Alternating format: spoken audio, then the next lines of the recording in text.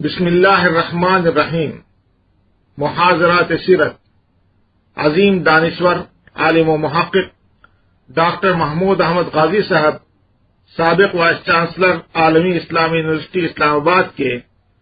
علم سیرت نبی صلی اللہ علیہ وسلم کے موضوع پر دیے ہوئے 12 خطبات اہل بھٹکل کے ویب سائٹ بھٹکلیز.com اور urduaudio.com میں پیش کیے جا رہے ہیں۔ سماعت فرمائیے اس سلسلے کا 6واں خطبہ۔ بسم اللہ الرحمن الرحیم،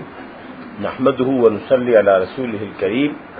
وعلی آلہ واصحابہ اجمعین۔ قابل احترام صدر جلسہ جناب doctor Mahmood ul Hasan Butt, vice chancellor Allama Iqbal open university, قابل احترام جناب ڈاکٹر احسن زمان، سربراہ ادارہ تحقیقات اسلامی، محترم جناب امیر البحر افتخار احمد سروہی، برادران مکرم، خواہران معظم، آج کی گفتگو کا عنوان ہے ریاست مدینہ، دستور اور نظام حکومت۔ حضور علیہ الصلوۃ والسلام کی سیرت طیبہ کے سیاق و سباق میں نظام حکومت، دستور اور حکمرانی کے آداب اور لوازمات کا ذکر گزشتہ 50، 60، 70 سال کے زمانے میں بہت کثرت سے ہوا ہے، یہاں تک کہ سیرت پر بہت سا مواد ایسا سامنے آیا ہے جس نے جہاں ایک طرف حضور علیہ الصلوۃ والسلام کے قائم کردہ اداروں، آپ کی برپا کردہ اصلاحات اور آپ کی آوردہ تبدیلیوں کے بارے میں بہت وقیع اور قیمتی معلومات پیش کی ہیں، لیکن اس کے ساتھ ساتھ ایک منفی اثر ان تحریروں کا یہ ہو سکتا ہے، ممکن ہے یہ اثر پیدا ہوا ہو کہ رسول اللہ صلی اللہ علیہ وسلم کے عظیم الشان کارنامے کو محض ایک ریاست کا قیام، محض دنیاوی انتظامات کی تکمیل، محض انتظامی نظم و نسق کی بہتری و فراہمی سمجھ لیا گیا ہو۔ حضور علیہ الصلوۃ والسلام کے بارے میں یہ بات ایک لمحے کے لیے بھی نظروں سے اوجھل نہیں ہونی چاہیے کہ رسول اللہ صلی اللہ علیہ وسلم پیغمبر آخر الزماں ہیں، خاتم الرسل ہیں، دانائے سبل ہیں، مولائے کل ہیں، اور آپ کا اصل مقصد اور ہدف جس کی خاطر دنیا میں آپ کو بھیجا گیا وہ قرآن مجید میں فرائض چارگانہ کی صورت میں بیان کر دیا گیا ہے۔ یتلو علیہم آیاتہ، قرآن مجید کی آیات تلاوت کر کے لوگوں تک پہنچانا، ویزکیہم، لوگوں کی روحانی، اخلاقی اور اندرونی اصلاح کرنا، تزکیہ نفس، ویعلمہم الکتاب والحکمہ، کتاب اللہ کے اسرار و رموز کی ان کو تعلیم دینا، اور کتاب اللہ کی بنیاد پر اللہ کی وحی کی روشنی میں جو حکمت اور دانائی حضور کو عطا ہوئی، جس کے سرچشمے آپ کی ذات مبارک سے جاری ہوئے، ان کی تعلیم انسانیت کو دینا، یہ بنیادی ذمہ داری تھی حضور علیہ الصلوۃ والسلام کی۔ اس ذمہ داری کو انجام دینے کے لیے چونکہ حضور کے بعد کسی اور کو نبی نہیں آنا، کسی اور شریعت کو نازل نہیں ہونا، کسی اور کتاب کا نزول مقدر میں نہیں ہے، اس لیے حضور علیہ الصلوۃ والسلام کے اسوہ حسنہ کو جامع اور کامل اسوہ حسنہ بنایا گیا۔ رسول اللہ صلی اللہ علیہ وسلم جہاں افراد کے لیے نمونہ ہیں، جہاں حضور علیہ الصلوۃ والسلام عام انسانوں کے لیے نمونہ ہیں، وہاں آپ کی ذات مبارکہ حکام کے لیے، حکمرانوں کے لیے، فرما رواؤں کے لیے، فاتحین اور جرنیلوں کے لیے، سربراہوں کے لیے بھی نمونہ ہیں۔ اس لیے اللہ کی حکمت اس کی متقاضی ہوئی کہ رسول اللہ صلی اللہ علیہ وسلم کی ذات گرامی میں نبوت اور حکمرانی دونوں کی صفات جمع کر دی جائیں۔ دوسری بڑی وجہ یہ ہے کہ رسول اللہ صلی اللہ علیہ وسلم نے جو تبدیلی پیدا فرمائی وہ انسانی تاریخ کی اتنی ہمگیر تبدیلی ہے جس نے زندگی کے ہر گوشے کو متاثر کیا ہے، اور زندگی کا کوئی پہلو ایسا نہیں ہے جو حضور علیہ الصلوۃ والسلام کی دی ہوئی تربیت سے بہتر نہ ہوا ہو اور اس کے اثرات و ثمرات اور اس کے آثار و برکات اس نے قبول نہ کیے ہوں۔ اس ساری تبدیلی کے تحفظ کے لیے اسلام کی تہذیب اور تمدن کی بقا کو تحفظ فراہم کرنے کے لیے ریاست ایک ناگزیر ضرورت ہے۔ میں نے اس سے پہلے بھی عرض کیا تھا کہ ریاست کا قیام اور حکومت کا قیام اسلام کا مقصد نہیں، اسلام کی ضرورت ہے۔ اسی ضرورت کے تحت حضور علیہ الصلوۃ والسلام نے مدینہ منورہ میں ریاست قائم فرمائی، جو ہمیشہ کے لیے تمام ریاستوں کے لیے اسی طرح کا نمونہ ہے جس طرح حضور علیہ الصلوۃ والسلام کی ذات گرامی ہر انسان کے لیے نمونہ ہے۔ اس ریاست نے جو قوانین نافذ کیے وہ تمام قوانین کا سرچشمہ ہیں اور تمام قوانین کے لیے معیار اور مثال کی حیثیت رکھتے ہیں۔ جب رسول اللہ صلی اللہ علیہ وسلم نے دعوت کا آغاز فرمایا اور حضور مدینہ منورہ تشریف لائے تو اس وقت دنیا میں بڑی بڑی سلطنتیں اور ریاستیں قائم تھیں۔ بعض بڑی بڑی ریاستوں کے قوانین بھی موجود تھے جن میں سے آج بھی تحریری طور پر کئی قوانین موجود ہیں۔ روما اور فارس کی سلطنتیں تو مشہور ہیں جن کا ذکر قرآن پاک میں بھی آیا ہے، لیکن روما اور فارس کے علاوہ ہندوستان میں، ہمارے موجودہ بر صغیر میں اور دنیا کے کئی متمدن مقامات پر بڑی متمدن ریاستیں اور حکومتیں قائم تھیں۔ خود جزیرہ عرب میں متعدد مقامات پر شمال اور جنوب میں چھوٹی چھوٹی ریاستیں موجود تھیں جو سلطنت روم یا سلطنت فارس کے زیر نگیں یا ان کی باج گزار تھیں۔ اس لیے عربوں کے ماحول میں ریاست کے وجود سے تو لوگ آشنا تھے، یہ معلوم تھا کہ حکمرانی اور بادشاہی کیا ہے، حکمرانی اور بادشاہی کے آداب کیا ہوتے ہیں،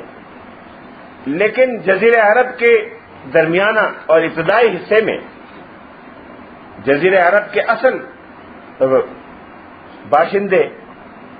قبائلی نظام سے مانوس تھے۔ ان میں کبھی بھی مدون تاریخ کے دوران کوئی متمدن اور منظم ریاست قائم نہیں ہوئی تھی۔ ان میں قبائلی نظام رائج تھا، ہر قبیلہ اپنی جگہ آزاد اور خود مختار یونٹ کے طور پر کام کرتا تھا۔ جو قبیلہ تعداد کے اعتبار سے جتنا بڑا ہوتا تھا اتنا ہی اس قبیلے کا اثر رسوخ تھا۔ قبائل میں عموماً فیصلے ایک جمہوری روح کے مطابق عامت الناس اور قبائل کے افراد کی مرضی اور رضامندی سے کیے جاتے تھے۔ جس شخص کو قبیلے کا سربراہ چنا جاتا تھا وہ عموماً قبیلے میں سب سے نمایاں اور بعض حالات میں سب سے معمر آدمی ہوتا تھا۔ سربراہ قبیلہ کی ذاتی صلاحیتیں اور شخصی کردار اکثر و بیشتر فیصلہ کن ثابت ہوتے تھے اس کی قبائلی سرداری کی کامیابی اور ناکامی میں۔ بعض اوقات ایسا بھی ہوا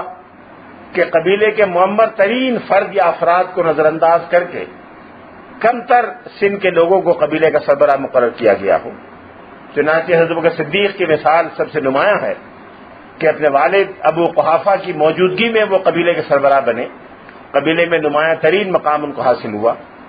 اس لیے کہ اسلام سے پہلے اہل قبیلہ نے یہ محسوس کیا کہ جناب ابو قحافہ کے مقابلے میں حضرت ابوبکر صدیق رضی اللہ تعالیٰ عنہ اپنی صلاحیتوں، شخصیت اور کردار کے اعتبار سے ایک بہت اونچا مقام رکھتے ہیں۔ یہ سمجھنا کہ قبیلے کے اندر کوئی باقاعدہ نظم و نسق نہیں تھا یہ درست نہیں تھا۔ ہر قبیلہ ایک بہت منظم یونٹ ہوا کرتا تھا جس میں ہر 10 افراد پر ایک عریف مقرر کیا جاتا تھا۔ یہ عریف اپنے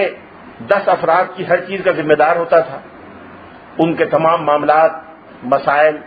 اور مشکلات کی نگہداشت اس عریف کی ذمہ داری ہوتی تھی۔ ہر 10 عریفوں کے اوپر یعنی 100 آدمیوں کے اوپر ایک نقیب مقرر ہوتا تھا۔ نقیب اپنے ماتحت عرفاء کے ذریعے بقیہ 100 لوگوں کا ذمہ دار ہوتا تھا اور یوں 110 آدمیوں کی ذمہ داری نقیب کے سپرد ہوتی تھی۔ پھر نقیب کے اوپر بھی بقیہ ذمہ دار عہدیدار تھے۔ ہر قبیلے میں اس کا تذکرہ ملتا ہے۔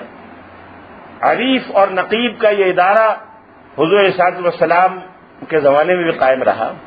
آپ نے اس کو مزید پختہ بنایا، اس کی طرف ابھی میں اشارے کرتا ہوں۔ رسول اللہ صلی اللہ علیہ وسلم جب ایک معاہدے کے نتیجے میں، جس کی تفصیل ابھی آتی ہے، مدینہ منورہ تشریف لے گئے اور وہاں آپ نے ایک ریاست قائم فرمائی، اور ریاست قائم فرمانے کے بعد شریعت کے تفصیلی احکام نافذ فرمائے، معاشرتی، تہذیبی، تمدنی، آئلی اصلاحات نافذ فرمائیں۔ ان تمام چیزوں کو دیکھ کر مغربی مستشرقین میں سے بہت سو نے یہ سمجھنے میں ناکامی اٹھائی ہے کہ ایک پیغمبر حکمرانی کیسے کر سکتا ہے، خاص طور پہ عیسائی پیغمبری کے جس تصور سے مانوس ہے وہ حضرت یحییٰ علیہ الصلوۃ والسلام کا زہد و استغنا ہے، حضرت عیسیٰ علیہ الصلوۃ والسلام کی دنیا سے بیزاری ہے اور ترک دنیا کا رجحان ہے۔ ان کے تصور میں رہبانیت، ترک دنیا اور دنیا کے تمام معاملات سے لا تعلق رہنا ہی نبوت کی شان ہے۔ اس لیے یہ بات ان میں سے بہت سو کی سمجھ میں نہیں آئی کہ ایک نبی اور پیغمبر ریاست کیسے قائم کر سکتا ہے۔ چنانچہ ان کے معتدل سے معتدل حضرات نے اس بات پر تأمل کا اظہار کیا ہے۔ منٹگومری واٹ، جس نے 2 بڑی مشہور کتابیں لکھی ہیں، محمد at Mecca, Muhammad at Medina, ان دونوں کتابوں کے بین سطور میں ہر جگہ یہ بات نمایاں ہے کہ مکے میں تو حضور علیہ الصلوۃ والسلام کا کیریئر ایک نبی کا تھا،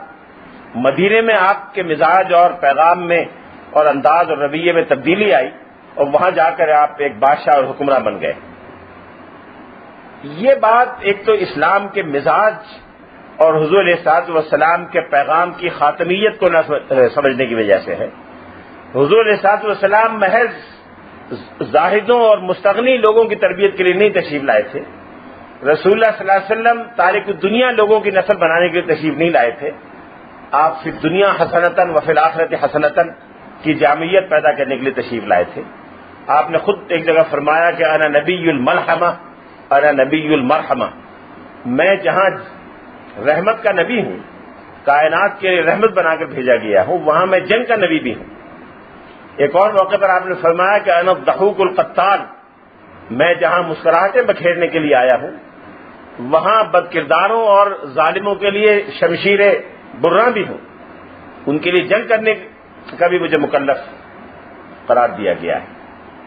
اس لیے حضور علیہ الصلوۃ والسلام کی ذات میں پہلے دن سے یہ دونوں چیزیں جمع تھیں۔ جب رسول اللہ صلی اللہ علیہ وسلم مکہ مکرمہ میں کفار کو دعوت دے رہے تھے تو آپ نے بارہا درجنوں مرتبہ دعوت کے دوران جو جملہ ارشاد فرمایا، حتیٰ کہ بہت ابتدائی دور میں جب حضور علیہ الصلوۃ والسلام کے ام محترم جناب ابو طالب زندہ تھے اور ابھی دشمنی اور مخالفت میں بہت شدت پیدا نہیں ہوئی تھی، کفار مکہ کے سرداروں نے یہ چاہا کہ جناب ابو طالب کے ذریعے کوئی مصالحت کی شکل ہو جائے اور کوئی ایسی افہام و تفہیم کی فضا بن جائے جس میں یہ شدت ختم ہو جائے۔ ابو طالب نے کہا کہ مجھے اس سے زیادہ اور کس بات سے خوشی ہو سکتی ہے، چنانچہ کفار مکہ کے نمائندے بھی